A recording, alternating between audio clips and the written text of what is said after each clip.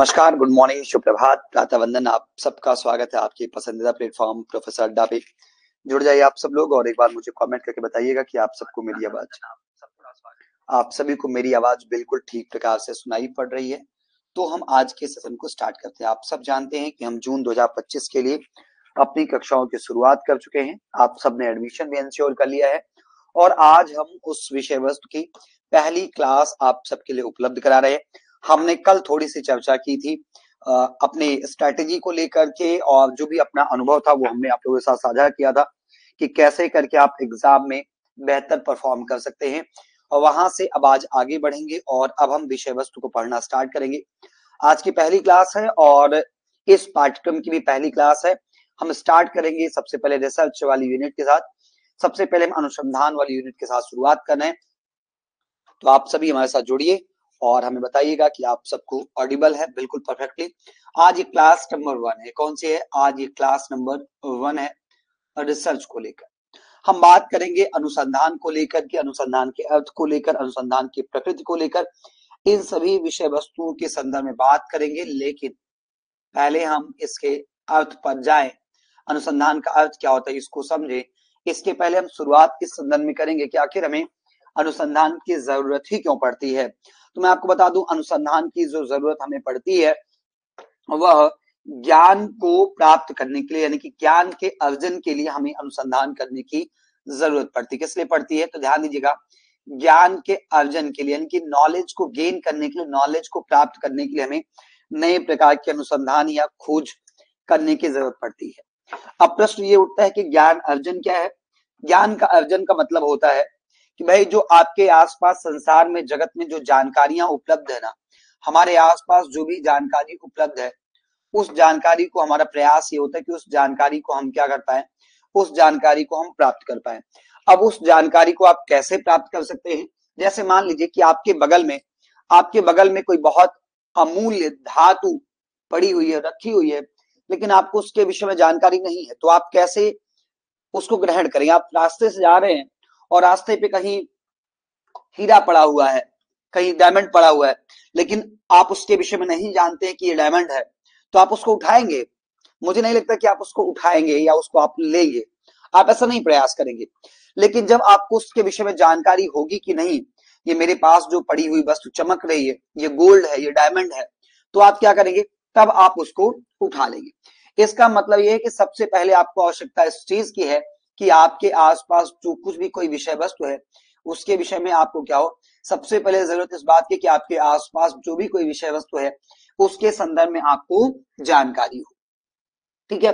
अब अगर हम वर्तमान परिदृश्य की बात करें, आज की परिस्थितियों की बात करें, वर्तमान की बात करें, आज के समय की बात करें, तो वर्तमान में ज्ञान को प्राप्त करने के 2 तरीके बताए जाते हैं, या हम यूं कह लें कि ज्ञान के 2 पहलू हैं। आज का हमारा जो ज्ञान है, वर्तमान में जो ज्ञान है ना, इस ज्ञान के 2 पहलू देखने को मिलते हैं। जैसे हम कहते हैं कि एक व्यक्ति का होता है रियल लाइफ होता है और एक व्यक्ति का क्या होता है, रियल लाइफ होता है।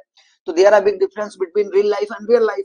रियल लाइफ और रियल लाइफ में क्या होता है, बड़ा अंतर होता है। जिसमें रियल लाइफ और रियल लाइफ में क्या होता है, बड़ा अंतर होता है। वैसे when we will talk about knowledge, there are 2 aspects of knowledge. अगर हम ज्ञान की बात करेंगे तो आपको पता चलेगा कि there are 2 aspects of knowledge. ज्ञान के भी 2 प्रतिरूप आपको देखने को मिलेंगे, ज्ञान के भी 2 पहलू आपको देखने को मिलेंगे।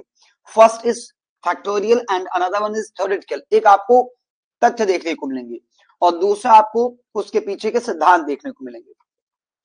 तो अगर हम ज्ञान के रूप के विषय में बात करें तो एक तथ्यात्मक रूप में ज्ञान होता है और एक किस रूप में होता है, एक सिद्धांत के रूप में होता है। अब प्रश्न क्या बनता है? प्रश्न ये बनता है कि वर्तमान में ज्ञान के क्या रूप आपको देखने को मिलेंगे। अगर हमसे ये कह दिया जाए तो याद रखिए, वर्तमान में ज्ञान के 2 रूप मेरे दृष्टिकोण से दिखाई पड़ता है। एक होता है तथ्य कहलाएगा और दूसरा क्या होगा, सिद्धांत कहलाएगा। अब बात यह है कि केवल हम तथ्य और सिद्धांत पे ही स्टेबल नहीं रह सकते हैं।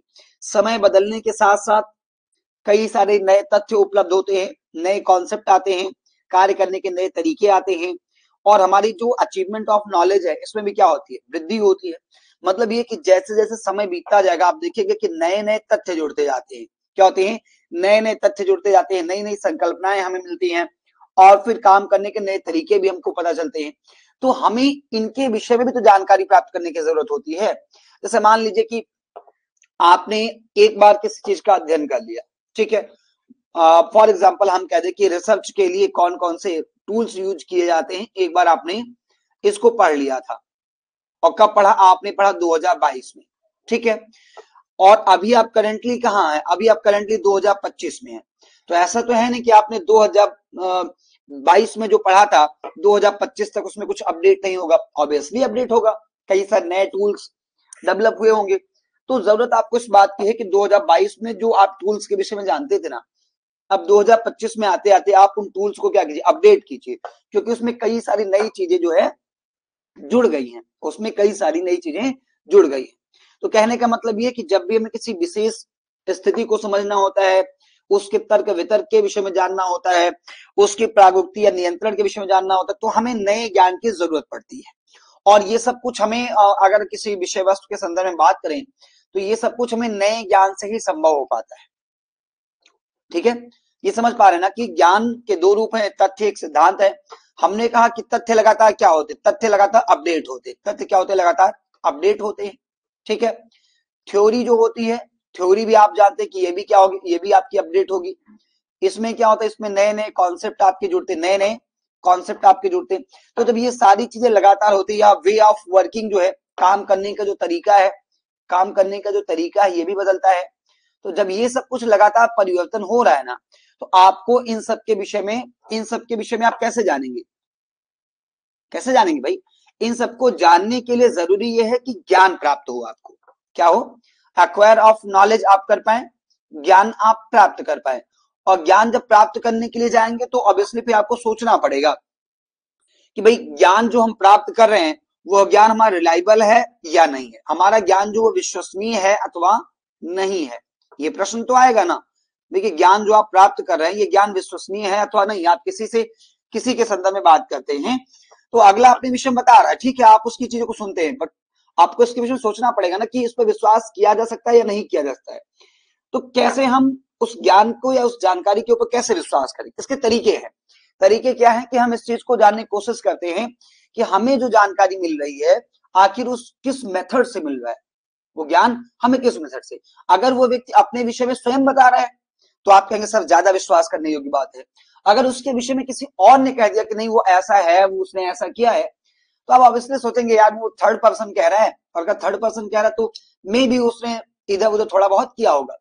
तो ज्ञान प्राप्त करना नहीं इंपॉर्टेंट है, इंपॉर्टेंट यह भी हो जाता है कि जो ज्ञान आपको मिला है, जो जानकारी आपको मिली है, वह जानकारी आपकी विश्वास करने योग्य है अथवा नहीं है, यह भी आपको जानने की जरूरत पड़ती है कि विश्वसनीय है अविश्वसनीय है। अब अविश्वसनीय क्या हो सकता है?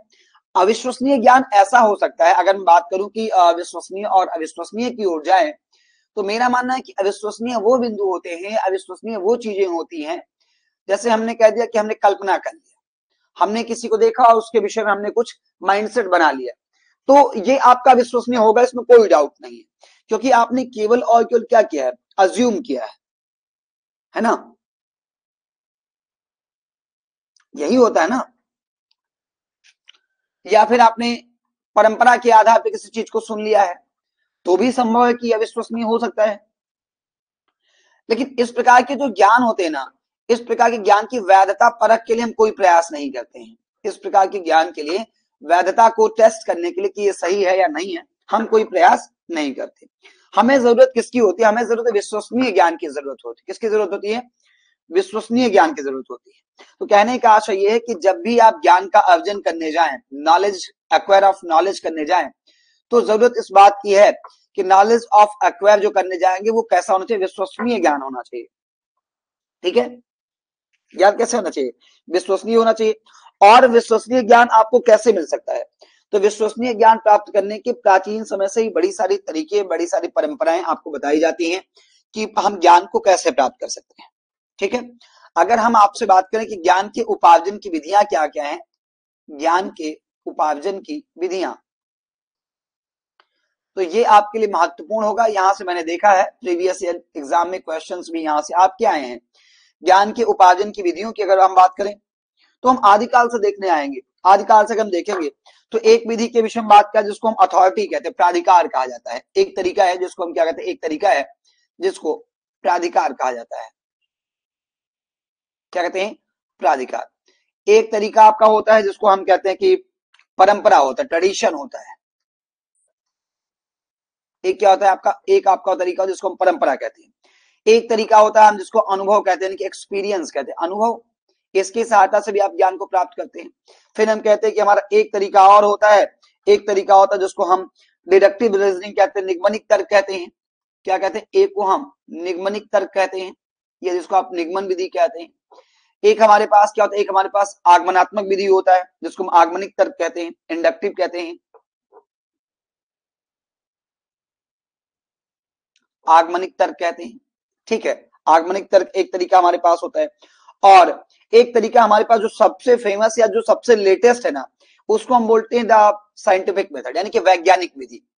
जो सबसे ज्यादा प्रमाणित माना जाए, सबसे ज्यादा प्रयोग कर रहे हैं, वो विधि क्या कहलाएगी, वो हमारी कहलाएगी वैज्ञानिक विधि कहलाएगी। वो हमारी क्या कहलाएगी, वैज्ञानिक विधि कहलाएगी। तो बेसिकली हम लोग क्या करने वाले हैं, ज्ञान प्राप्त करने की या एक्वायरिंग नॉलेज के जो इतने सारे मेथड है ना, इनके विषय में हम लोग बात करने वाले हैं। ज्ञान उपार्जन की जो विधियां है ना, इन विधियों के विषय में हम लोग क्या करने वाले हैं, इन विधियों के विषय में हम लोग बात करने वाले हैं। एक सबसे पहले क्या, प्राधिकार, जिसको हम अंग्रेजी में अथॉरिटी बोलते हैं, अथॉरिटी। परंपरा, इसको आप अंग्रेजी में अगर देखें तो इसको आप ट्रेडिशन बोलते हैं, क्या बोलते हैं, इसको आप ट्रेडिशन बोलते हैं।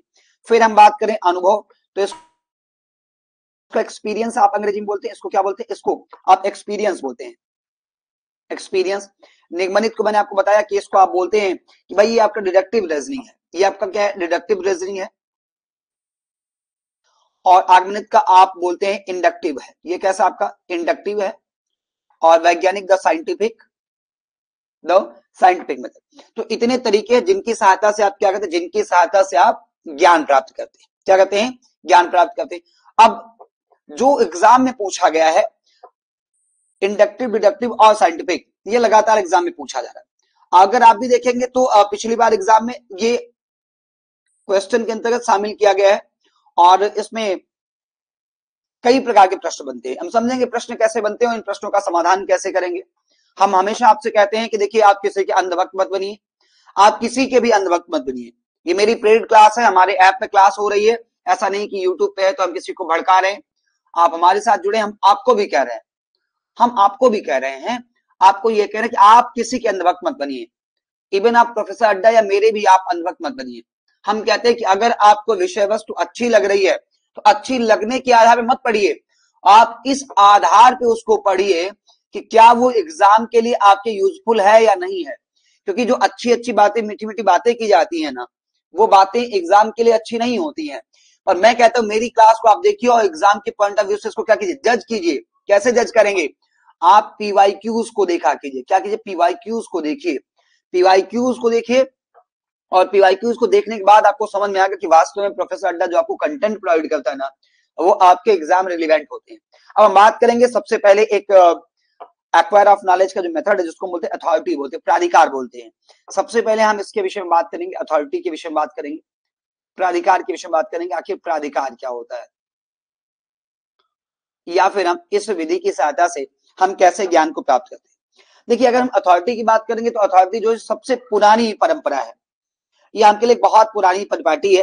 पहले इसी प्रकार से ज्ञान को प्राप्त किया, कैसे, जैसे मान लीजिए कि हमारे पास कोई प्रॉब्लम आती थी, हमारे पास क्या होती थी, हमारे पास अगर कोई प्रॉब्लम आती थी तो हम क्या करते थे, उस प्रॉब्लम को लेकर के हम संबंधित अथॉरिटी से संपर्क कर लेते हैं। अब कहेंगे सर अथॉरिटी क्या है, अथॉरिटी का मतलब जिसके पास उस चीज का अधिकार होगा। हम उस प्रॉब्लम को लेकर कहां पे जाते थे, उस प्रॉब्लम को लेकर अथॉरिटी के पास जाते थे। और अथॉरिटी जो कह देता था हम उसको एज इट इज मान लेते थे, हम उसको एज इट इज मान लेते थे। या मैं अगर आपको एग्जांपल दूं तो जैसे मान लीजिए कि पहले के समय की बात करें, थोड़ा सा पहले के समय बाढ़ आ जाए, बाढ़ आ जाए, या फिर हम कह दें कि सूखा पड़ जाए, बाढ़ आ जाए, सूखा पड़ जाए, या कोई महामारी आ जाए, तो लोग क्या करते थे, आप जरा बताइए मुझे क्या करते थे। आप, कोई महामारी फैल जाए तो लोग क्या करते थे, आप जानते हैं कि ऐसी स्थिति में लोग देवी देवताओं का जाप करते थे, या देवी देवताओं से गुहार लगाते थे, गुजारिश करते थे, उनकी पूजा आराधना करते, ये एक परंपरा है। पर देखिए जैसे महामारी का मैं एग्जांपल दूं, हैजा, अब हैजा क्या है, एक महामारी है, लेकिन हैजा को लोग हैजा महारानी उस टाइम पे कहते थे। गांव देहात में अगर आप बिलोंग करते हैं तो आज भी दादी वादी होंगे, अगर किसी को श्राप वगैरह देती तो कहती तुम्हें हैजा महारानी ले जाए, ऐसे कहते, हम लोगों के यहाँ तो भाई ऐसे कहते। अब वो हैजा उसको क्या किया, उसको महारानी के साथ जोड़ दिया गया, ठीक है। चेचक, हैजा हो जाए, चेचक हो जाए, इन सबको ना किसी अथॉरिटी के साथ जोड़ दिया गया। तो ऐसे पहले क्या होता था कि जब भी हमारे पास कोई प्रॉब्लम आती थी तो हम ये मानते थे कि इस प्रॉब्लम का सोल्यूशन किसके पास है, केवल और केवल अथॉरिटी के पास है। अब कोई बाढ़ आ जाए, सूखा आ जाए, बारिश ज्यादा हो जाए, बारिश कम हो जाए, तो ऐसे में भी हम मानते भाई ये सब ईश्वर का किया जा रहा है। अब आज के समय में अगर हम अथॉरिटी वाले को देखें तो जैसे आपको कोई क्वेश्चन समझ में नहीं आया तो सीधे आप उनके विषय में सोल्यूशन प्राप्त करने के बजाय सीधे आप टीचर के पास आइए, सर इसका आंसर बता दीजिए। तो यहाँ पे टीचर आपका क्या, टीचर आपका अथॉरिटी है। तो पहले ज्ञान प्राप्त करने का एक तरीका ये होता था, ठीक है, ज्ञान प्राप्त करने का तरीका ये होता था, मतलब ये कि जहां पर विवेचन किए बिना, बिना तथ्यों को जाने, बिना अनुभव किए, बिना विवेचन किए किसी एक व्यक्ति को अगर आप ज्ञान का स्रोत मानने लग जाएंगे तो आपका अथॉरिटी कहलाएगा, वो प्राधिकारी कहलाएगा। जहां पे आप अनुभव नहीं करना चाहते हैं, विषय वस्तु का अनुभव नहीं करना चाहते हैं, जहां आप तथ्य को जानना नहीं चाहते हैं, जहां आप विवेचन नहीं करना चाहते हैं, आप ये सब किए बिना किसी एक की बात को मान करके, किसी एक की बात को मान करके और उसी को किसी एक व्यक्ति को सत्य का स्रोत मान लेते हैं, किसी एक व्यक्ति को आप सत्य का स्रोत मान लेते हैं, उसके विषय में ना अनुभव प्राप्त करना चाहते हैं, ना तथ्य जानना चाहते हैं, ना ही विवेचन करना चाहते हैं, तो ऐसे तरीके आपके क्या कहलाते हैं, ऐसे तरीके आपके अथॉरिटी या प्राधिकार कहलाते हैं। क्या कहलाते हैं, अथॉरिटी या प्राधिकार कहलाते हैं। पहले ऐसा होता था, और अभी आप देखिए आज के समय में अगर आप देखेंगे तो व्यक्ति जो है ना अब ऐसे समस्याओं का समाधान ढूंढने के लिए खुद वो प्रयास करता है, चिंतन करता है, अध्ययन करता है, उनकी विवेचना करता है। तो अब ये जो पहले तरीका अथॉरिटी वाला हम प्रयोग करते थे, अब अथॉरिटी से आगे निकल करके हम नए तरीकों के विषय में बात करते हैं। अगले तरीके जिसकी बात करेंगे वो ट्रेडिशन कहलाएगा। क्या कहलाएगा, ट्रेडिशन कहलाएगा। ट्रेडिशन का मतलब तो परंपरा होती है। जैसे एक ज्ञान क्या होता है, परंपरावादी ज्ञान होता है। परंपरावादी ज्ञान का मतलब यह है कि जैसे हमारा जो रीति रिवाज रहा है, हमारा जो रीति रिवाज रहा है, हमारी जो वेशभूषा रही है, हमारा जो खान पान रहा है, इन सब मामलों में हम क्या करते हैं, अपने पूर्वजों की जो भी शैली रही है हम निसंकोच उसको एक्सेप्ट कर लेते हैं। यही करते हैं ना। जैसे आप विद्यालय जाएंगे तो विद्यालय में आपको कहते हैं कि भाई विद्यालय में अगर आप जा रहे हैं तो शिक्षक आपका विश्वसनीय है, शिक्षक जो कहेगा उस पर आप विश्वास कर लो। अब शिक्षक पे विश्वास करना ये क्या है, शिक्षक पे विश्वास करना ये परंपरावादी बात है। शिक्षक पर क्या करना, विश्वास करना, विश्वास इन द सेंस कि जो शिक्षक कह रहा है वही सही है, ये परंपरावादी बातें हैं। परंपरावादी बातें ये है इसलिए हैं क्योंकि हमें यही सिखाया गया कि आपका गुरु क्या है, हमको ये सिखाया गया बचपन से, स्कूल में बताया गया कि गुरु आपका क्या है, श्रेष्ठ है। गुरु ने जो कह दिया वो आपका सत्य है। लेकिन समय बदलने के साथ अब यह भी संदेह के घेरे में आने लग गया है। पर अगर हम ट्रेडिशन के अकॉर्डिंग बात करेंगे तो शिक्षक पे विश्वास करना ये परंपरावादी है, क्योंकि हम शिक्षक को विश्वसनीय मार्ग मानते हैं।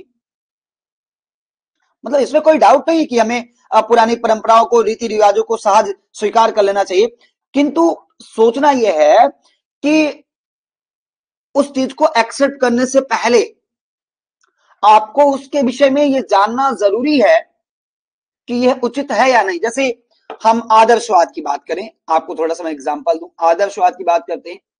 आदर्शवाद कहते हैं कि ज्ञान जो है ना, ज्ञान प्राप्त करने के 3 स्रोत हैं। ज्ञान प्राप्त करने के कितने स्रोत है, 3 स्रोत है। यह कह लें कि ज्ञान के प्रकार की बात कर लें तो आदर्शवाद कहते हैं कि ज्ञान के 3 प्रकार है। एक क्या है, एक वो कहता है कि एक आपका इंद्रिय जन्य ज्ञान है। कैसा ज्ञान है, इंद्रिय जन्य ज्ञान है। एक कहते हैं एक आपका क्या, अनुमान जन्य है। कैसा है, अनुमान जन्य।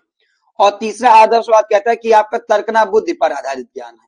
कैसा ज्ञान है, तर्कना बुद्धि पर आधारित ज्ञान। अब मेरी बात समझो, जैसे शिक्षक पे विश्वास करना बुरी बात नहीं है, नहीं आप सोचो मैं शिक्षक पे विश्वास करने की आलोचना कर रहा हूं, नहीं, मैं शिक्षक पे विश्वास करने की आलोचना नहीं कर रहा हूं, पर शिक्षक पे विश्वास करने के भी कई आधार हो सकते हैं। जैसे एक तो ये इंद्रिय जन्य, इंद्रिय जन्य का मतलब है कि जिसको आपने अपने इंद्रियों से अनुभव किया हो।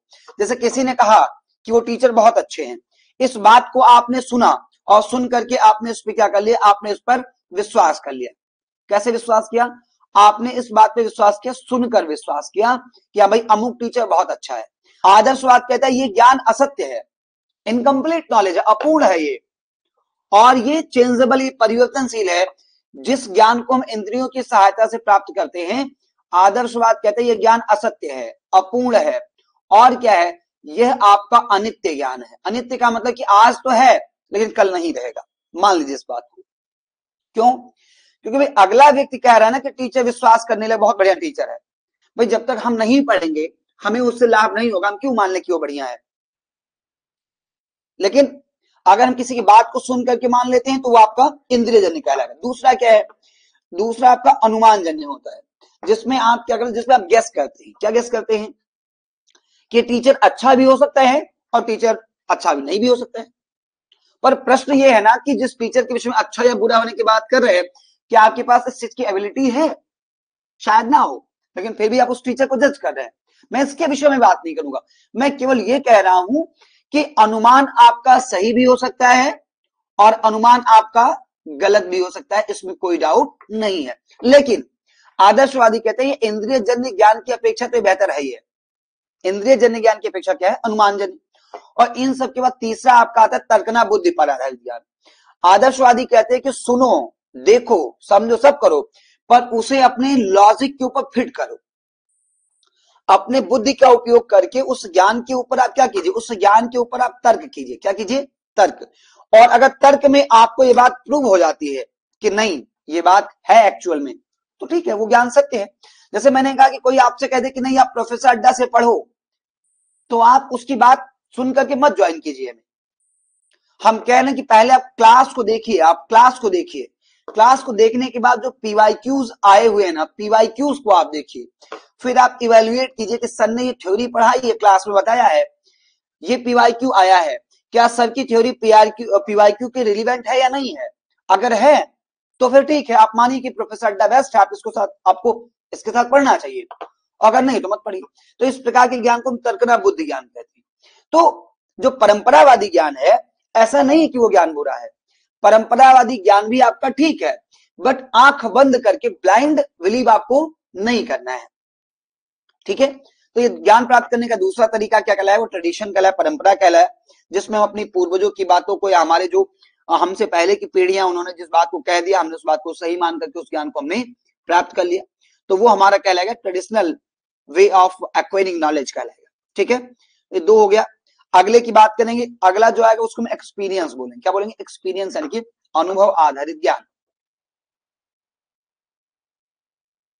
क्या बोलेंगे? अनुभव या एक्सपीरियंस। एक्सपीरियंस,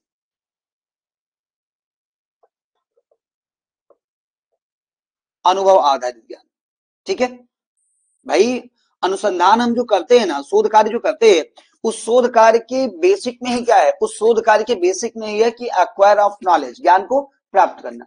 आखिर हम क्यों शोध कार्य करते हैं? ज्ञान को प्राप्त करने के लिए शोध कार्य करते हैं ना। तो उस ज्ञान को प्राप्त करने की परिपाटी कैसे चली आ रही है? हमने कहां से शुरू किया? हमने अथॉरिटी से शुरू किया, हमने ट्रेडिशन से नॉलेज को प्राप्त किया। अब हम कहां पे आ गए? अब हम एक्सपीरियंस से अनुभव के ऊपर आ गए। कहां पे आ गए? एक्सपीरियंस से अनुभव के ऊपर आ गए। अब जो व्यक्तिगत अनुभव होते हैं ना, हमारे जो पर्सनल एक्सपीरियंसेस होते हैं, ये ज्ञान प्राप्त करने सबसे आदिम है, सर्वविदित है, और ये मौलिक फंडामेंटल सोर्स रहा है। ये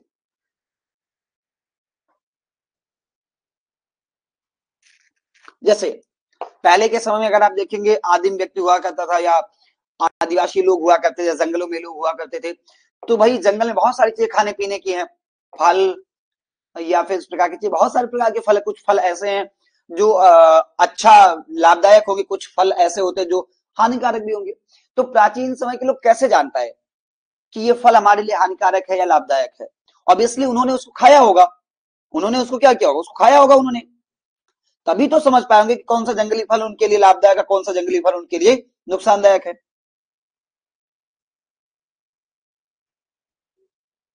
समझ रहे हैं ना? तो इसका मतलब एक्सपीरियंस तो वहां भी उन्होंने प्राप्त किया, अनुभव करके तो उन्होंने भी सीखा चीजों को, अनुभव करके तो उन्होंने भी सीखा। तो ज्ञान प्राप्त करने का सबसे फंडामेंटल वे है ना, वो आपका क्या? एक्सपीरियंस है।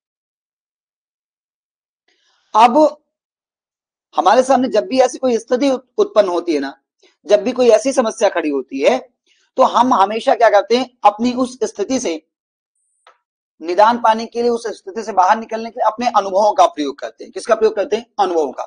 जैसे मान लीजिए कोई विद्यार्थी है, उसने लास्ट टाइम एग्जाम दिया, उसने क्या किया, उसने लास्ट टाइम एग्जाम दिया। एग्जाम देने के बाद उसने देखा कि उसके कुछ नंबर कम रह गए, उसके कुछ क्वेश्चन कम हुए और वो एग्जाम को क्वालिफाई नहीं कर पाया। तो अब इसलिए उसने आपको क्या दिया, उसने आपको एक्सपीरियंस दिया। अब अगर आप चाहते हैं कि इस बार आपका एग्जाम क्रैक हो जाए, क्वालिफाई हो जाए, तो अनडाउटली आपको क्या करना पड़ेगा, आपको अपनी उस समस्या से बाहर निकलना पड़ेगा। और उस समस्या से आप कैसे बाहर निकल सकते हैं? अपने एक्सपीरियंस के आधार पर, अपने अनुभव के आधार पर। देखो पिछली बार हमने ये गलती की थी, हमें इस बार ये गलती नहीं करनी है। अगर आप सुधार कर ले जाएंगे तो हम ये कह सकते हैं कि भाई आप अपने अनुभवों से आप सीख रहे हैं, और अगर आप अपने अनुभवों से सीख रहे हैं तो इसका मतलब आप जो है सफल भी होंगे। अब देखिए, ऐसा नहीं कि हर बार आप अपने अनुभव के आधार पे जो निर्णय लेंगे वो हमेशा सही होगा, लेकिन हाँ, सही भी हो सकता है, गलत भी हो सकता है। जैसे एक राइटर वान डॉलेन, एक राइटर है वान डॉलेन, ये अनुभव को लेकर लिखते हैं। इनका कहना है कि किसी व्यक्ति द्वारा जब स्वयं प्रेक्षण या जो देखा जाता है अथवा किया जाता है, उसे वर्णन में गलती हो सकती है। जैसे हमने कहा कि अनुभव वाला ज्ञान क्या है, सबसे फंडामेंटल है, लेकिन वॉन डेलन का मानना है कि आपने जो देखा है, जो आपने ऑब्जर्व किया है, जो आप एक्सप्लेन कर, उसमें गलती हो सकती है, यानी कि आपके अनुभव प्राप्त करने में भी गलती हो सकती है। इनका कहना है कि आपके अनुभव प्राप्त करने में भी क्या हो सकती है, आपके अनुभव प्राप्त करने में भी गलती हो सकती है। और अगर आपने अनुभव ही गलत प्राप्त किया, एक्सपीरियंस आपने गलत लिया है, तो फिर ये भी तो बात है कि उसके आधार पर जो आप डिसीजन लेंगे ना, वो भी आपका क्या हो सकता है, गलत हो सकता है। जैसे इनका मानना है कि हमसे अनुभव प्राप्त करने में गलती कब होती है, ये कहते हैं कई बार ऐसा होता है जब हमारे पास सोर्सेस को हम अनदेखा कर देते हैं, जिससे हम स्वयं सहमत नहीं होते हैं। ऐसे साक्ष्यों को अनदेखा करना जिनसे आप स्वयं सहमत नहीं है, अगर उनको आप इग्नोर करते हैं तो इसके बाद आपका अनुभव भी गलत प्रकार का हो जाएगा। ऐसे साक्ष्यों को अनदेखा करना जिनसे हम स्वयं नहीं सहमत हैं, जिनसे हम स्वयं नहीं सहमत हैं। समझ रहे हैं? कई बार ये स्थिति आती है ना, कहते यार हमें ये चीज पसंद नहीं थी, लेकिन इसके बाद भी हमने ये कर लिया और बाद में हमें धोखा मिला या बाद में हमारे साथ गलत हो गया। तो ये होना ही था। क्यों होना था? क्योंकि जब आप उस चीज के साथ इत्तेफाक नहीं रखते तो आपने क्यों किया उसे, आपने उसे क्यों किया? तो इनका मानना वॉन डेलन का कि हमारे अनुभव गलत हो जाए, उसका पहला वजह ये होता है कि कई बार हम ऐसे साक्ष्यों को इग्नोर कर देते हैं जिनके साथ हम खुद इत्तेफाक नहीं रखते हैं। कई बार ऐसे हम माप यंत्रों का उपयोग कर लेते, मेजर इंस्ट्रूमेंट का भी उपयोग कर लेते हैं, जो कि ज्यादा आपके व्यक्तिनिष्ठ होते हैं, है ना। तो अगर हम उनका प्रयोग कर लेते हैं तो ऐसे में भी हमारे जो अनुभव है वो कई बार हमारे लिए खराब एक्सपीरियंस दे जाते हैं। तो ऐसे माप यंत्रों का उपयोग करना, ऐसे माप यंत्रों का उपयोग करना जिनमें व्यक्तिनिष्ठ आकलन,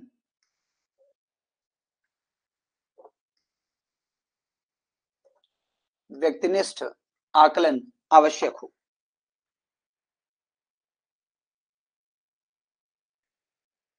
तीसरी बात इन्होंने बताई कि भाई क्यों हमारे अनुभव गलत हो जाते हैं। कहते हैं कई बार क्या होता है कि इनकम्प्लीट सोर्स होते हैं, एविडेंस हमारे पास होते हैं, पर उनके आधार पर हम विश्वास कर लेते हैं, अपूर्ण साक्ष्यों के आधार पर हम विश्वास कर लेते हैं। अगर आप ऐसा करेंगे, अपूर्ण साक्ष्यों के आधार पर अगर आप विश्वास करेंगे, तब भी आपका अनुभव खराब ही होगा। जब तक आपके पास साक्ष्य पूरे नहीं हो, आप उन पर विश्वास ना करें।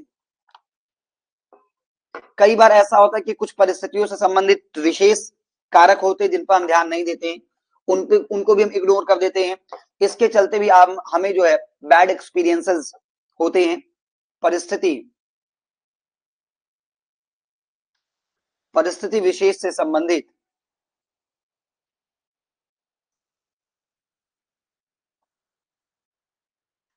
परिस्थिति विशेष से संबंधित महत्वपूर्ण कारकों पर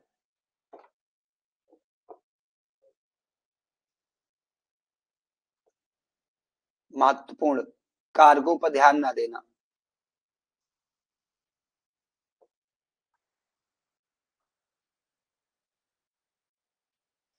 ये भी एक वजह बनता है कि हमारे जो है जो अनुभव होते हैं वो हमारे ज्ञान प्राप्त करने में सहायक कई बार नहीं होते, यह भी समस्या आ जाती है।